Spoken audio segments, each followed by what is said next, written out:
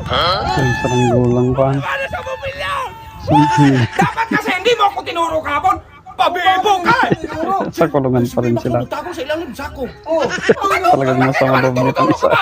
Tinumubong na. May dalaw ka. Oh, may dalaw daw ni si Loloy ah. Loloy, bigyan mo mama. Oy, salamat to. Bigyan ng pagkain. Dong! Saksakin daw! Wala yung isa. Kalimutan mo ko daw, kapugi mo ko. Kapag. Oh, hindi pwede. Kutsara lang. Charot ka nun lang. Dito tuloy Ako ka. ang binigyan, kaya nga akin yan. Sa'yo nga! Oh, Ba't ay iilan? Dalawa.